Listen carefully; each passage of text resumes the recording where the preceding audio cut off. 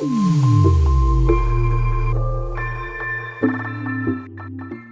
इस वीडियो में मैं आपको जानकारी दूंगा कक्षा छठवीं के अध्याय 10 प्रश्न वाली 10.1 के दूसरा नंबर का पहला प्रश्न के बारे में। तो यहाँ पे देखिए, इसमें पहला प्रश्न लिखा हुआ है 15 मिनट का 1 घंटे से हमको क्या ज्ञात करना है, अनुपात ज्ञात करना है। तो इसमें हमको ध्यान देना है कि अनुपात क्या चीज़ है। तो देखिए, अनुपात यहाँ दर्शाता है कि दो संख्याओं में या फिर कोई दो राशियों में, ठीक है, उनके बीच कोई एक राशि दूसरे राशि से कितनी गुनी ज़्यादा है या कितनी गुनी कम है। इस चीज़ को हम लोग अनुपात के द्वारा नापते हैं, जानते हैं। अब इसमें देखिए, यहाँ पे 15 मिनट का 1 घंटे से हमको अनुपात निकालना है। तो इसलिए हम लोग क्या करेंगे, इसमें दोनों में देखेंगे कि ये 15 मिनट है और ये 1 घंटा है। तो 15 मिनट तो छोटा यूनिट है, लेकिन 1 घंटा क्या बड़ा यूनिट है। तो जो बड़े यूनिट है उसको हम लोग छोटे यूनिट में चेंज करेंगे। तो चेंज कैसे करेंगे, देखते रहिए।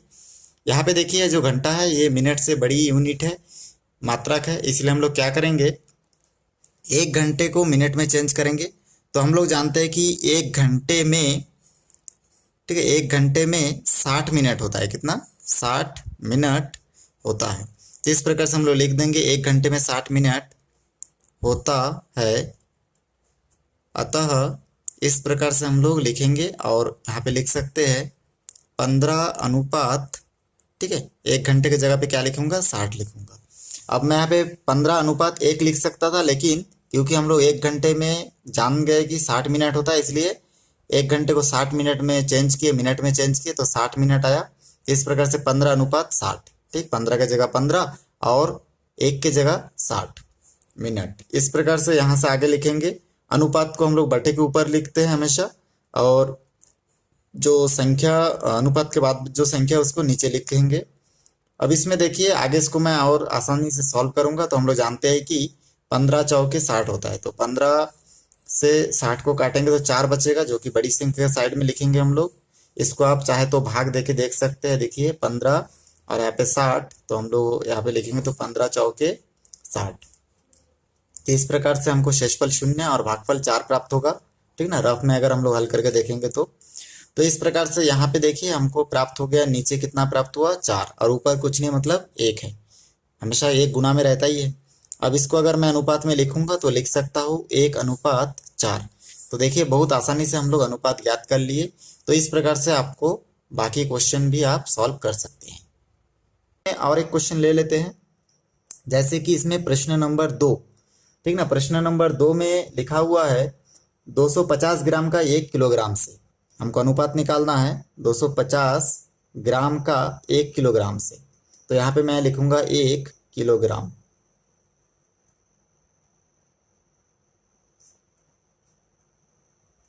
और यहाँ पे क्या लिखा हुआ है प्रश्न में, तो देखिए यहाँ पे लिखा है 250 ग्राम का 1 किलोग्राम से हमको क्या निकालना है, अनुपात निकालना है। तो सबसे पहले मैं हल लिखूंगा और मैं सोचूंगा कि इन दोनों में सबसे बड़ी यूनिट क्या है। तो देखिए, ग्राम जो है सबसे कम मात्रक होता है, इसका बड़ी मात्रक क्या होता है, किलोग्राम। तो 1 किलोग्राम को मैं ग्राम में चेंज करूंगा। तो मेरे को मालूम है कि 1 किलोग्राम बराबर, ठीक है, 1 किलोग्राम बराबर 1000 ग्राम होता है। तो मैं लिखूंगा बराबर 1000 ग्राम।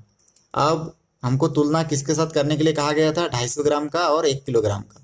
तो 1 किलोग्राम के जगह पे मैं 1000 लिखूंगा। तो इस प्रकार से मैं लिख सकता हूँ, अतः 250 अनुपात 1000।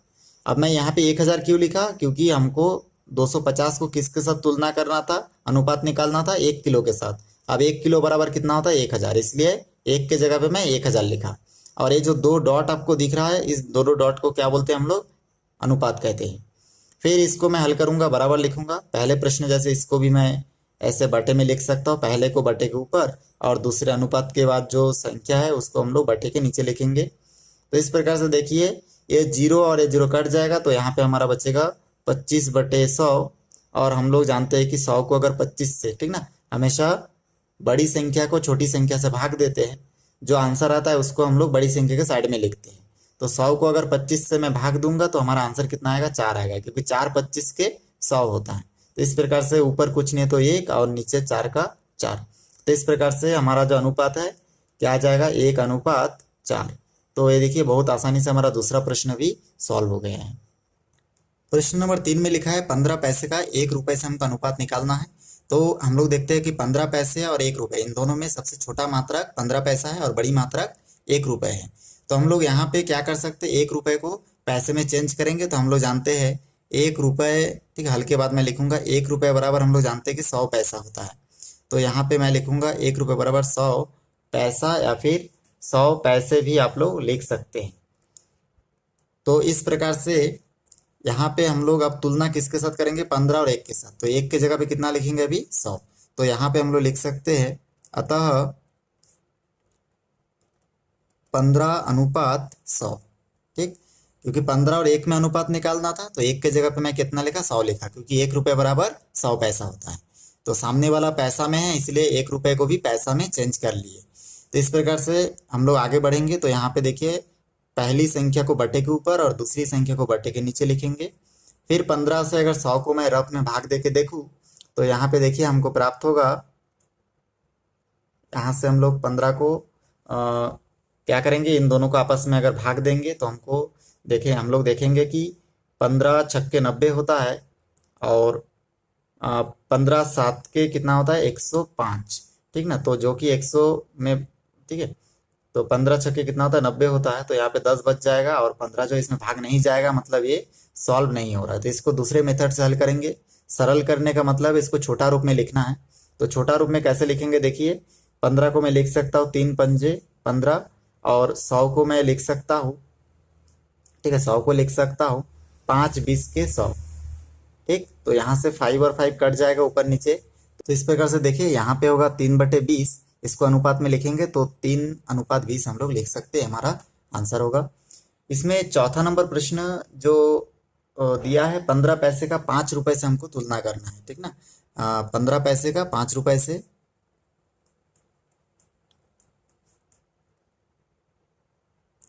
अब जैसे हम लोग इसको हल किए थे वैसे हमको हल करना है। सबसे पहले देखेंगे कि इसमें देखिए 15 पैसा छोटा मात्रक है और 5 रुपए बड़ी है ना।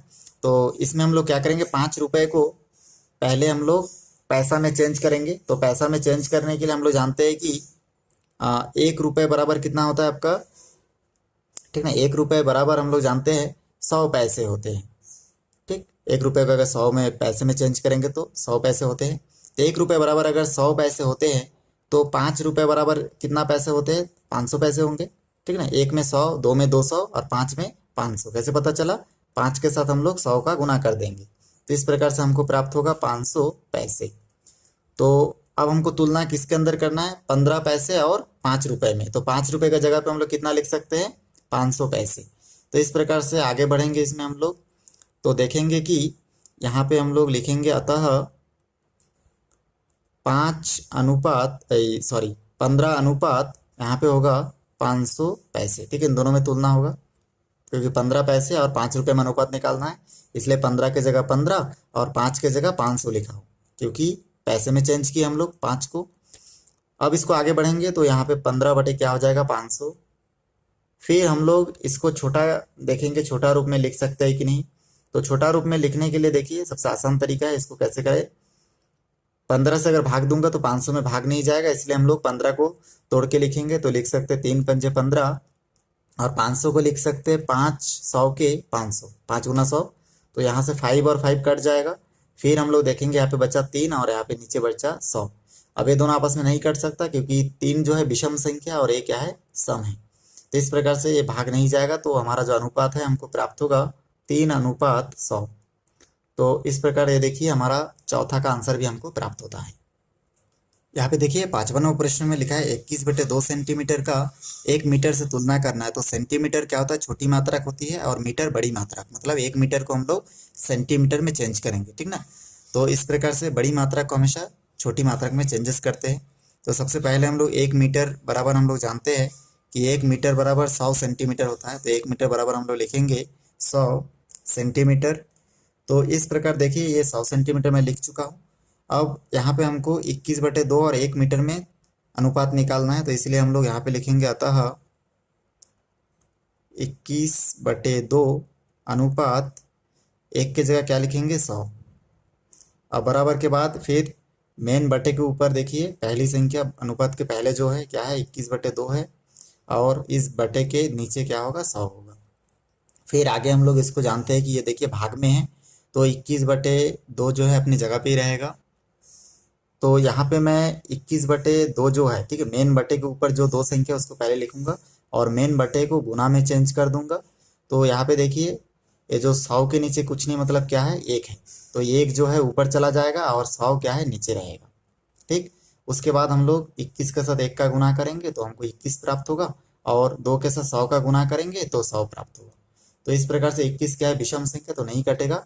तो हमारा जो आंसर और अनुपात है वो हमको प्राप्त होगा 21:100।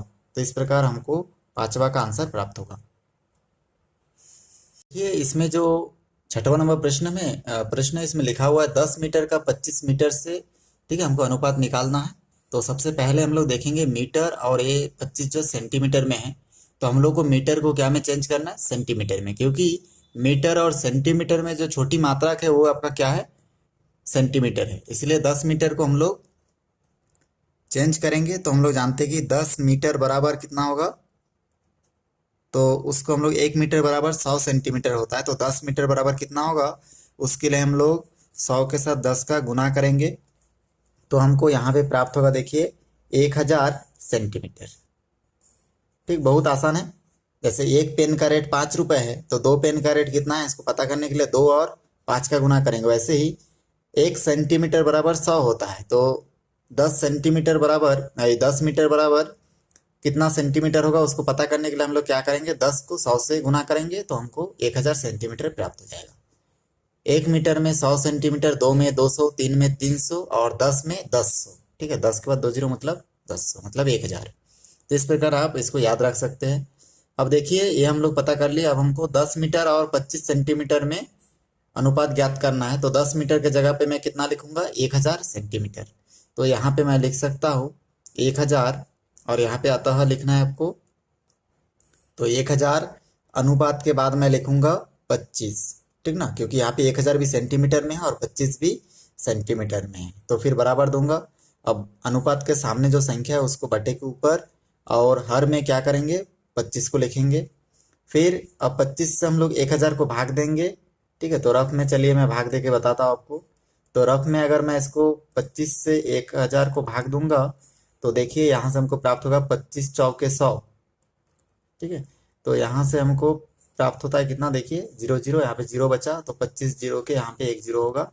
तो इस प्रकार से हमको कितना प्राप्त होता है, इसमें भागफल 40 प्राप्त होता है। तो दोनों को काट देंगे और भागफल 40 को कहाँ लिखेंगे, बड़ी संख्या के साइड में, मतलब ऊपर। तो इस प्रकार से नीचे कुछ नहीं मतलब 1 है, तो हम लोग इसको आगे लिखेंगे तो लिख सकते हैं 40/1।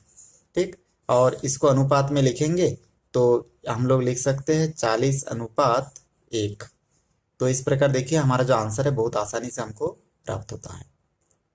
ठीक है, इसके बाद हम लोग देखते हैं इसका 7वां नंबर प्रश्न। 7वां नंबर जो प्रश्न है लिखा है 40 सेंटीमीटर का 2.5 मीटर से अनुपात ज्ञात करना है हमको। तो इन दोनों में हम लोग देखते हैं कि ये सेंटीमीटर में है 40 जो है, और 2.5 जो है मीटर में है। तो 2.5 को हम लोग सेंटीमीटर में चेंज करेंगे। ठीक, तो सेंटीमीटर में चेंज करने का सबसे आसान तरीका है, पहले आप 1 मीटर का मान ज्ञात कर ले। 1 मीटर का मान जितना होगा उस मान के साथ आप लोग जितना भी मीटर दिया है उसको गुना कर दीजिए। तो हम लोग जानते हैं कि 1 मीटर बराबर 100 सेंटीमीटर होता है। तो यहाँ पे मैं नोट कर दूंगा 1 मीटर बराबर 100 सेंटीमीटर होता है। और हमको पता क्या करना है, 2.5 मीटर बराबर कितना सेंटीमीटर होता है।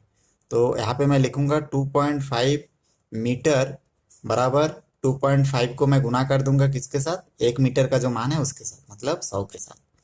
तो इस प्रकार से 100 के साथ मैं गुना कर दूंगा तो हमको यहाँ पे प्राप्त होगा। देखिए इसको अगर मैं गुना करूंगा रफ में, ठीक ना, 2.5 से अगर मैं 100 के साथ गुना करूंगा तो यहाँ पे देखिए हमको प्राप्त होगा 005 इंटू 2 से गुना करूंगा तो 002, फिर 0 का 0, और यहाँ से प्राप्त होगा 0, यहाँ से 5, यहाँ से 2। तो हमको इतना प्राप्त होगा 2500। अब क्योंकि यहाँ पे देखिए जो प्रश्न है उसमें एक संख्या के बाद दशमलव है, तो हमको इस जो हमारा उत्तर आया है उसमें भी एक संख्या के बाद दशमलव लगाना पड़ेगा। तो हम लोग पीछे से एक संख्या के बाद दशमलव लगाएंगे तो 250.0 प्राप्त होगा। तो हम लोग 0 को नहीं लिखेंगे, खाली 250 को लिखेंगे, क्योंकि दशमलव के बाद 0 का कोई मतलब नहीं है। तो इस प्रकार से हमको कितना प्राप्त हुआ, 2.5 मीटर बराबर 250 सेंटीमीटर प्राप्त हुआ, ठीक ना, क्योंकि सेंटीमीटर प्राप्त करने के लिए हमेशा 100 से गुना करते हैं। तो इस प्रकार से देखिए अब हम लोग तुलना करेंगे, तो यहाँ पे हम लोग लिख सकते हैं अतः 40 अनुपात 2.5 मीटर के जगह पे हम लोग कितना लिख सकते हैं, 250 सेंटीमीटर। तो इस प्रकार से यहाँ पे लिखूंगा 250 और फिर बराबर के बाद बटे के ऊपर सामने अनुपात के सामने वाले संख्या को और अनुपात के बाद वाले संख्या को बटे के नीचे लिखूंगा इस प्रकार से। यहाँ से देखिए 0 और 0 कट जाएगा, तो क्या बचा इसमें, ऊपर 4 बचा और नीचे 25 बचा। इसको अगर मैं अनुपात में लिखूंगा तो मैं लिख सकता हूँ 4:25, क्योंकि ये दोनों आपस में कट नहीं सकता। और क्यों कट नहीं सकता, क्योंकि ये सम है और ये विषम है, 4 के पहाड़ा में 25 नहीं आता है। तो इस प्रकार से हमारा जो अनुपात है हमको प्राप्त हो जाता है। तो देखिए इसमें जितना भी क्वेश्चन है बहुत आसान है, आपको छोटी इकाई और बड़ी इकाई की समझ होनी चाहिए, उसके बाद आप बना सकते हैं। दोस्तों मेरा वीडियो आपको अच्छा लग रहा है तो वीडियो को लाइक करें, शेयर करें, सब्सक्राइब करें और बेल आइकन को भी प्रेस करें, ताकि जब भी मैं कोई नया वीडियो बनाऊं तो उसका नया अपडेट सबसे पहले आप तक पहुंचे।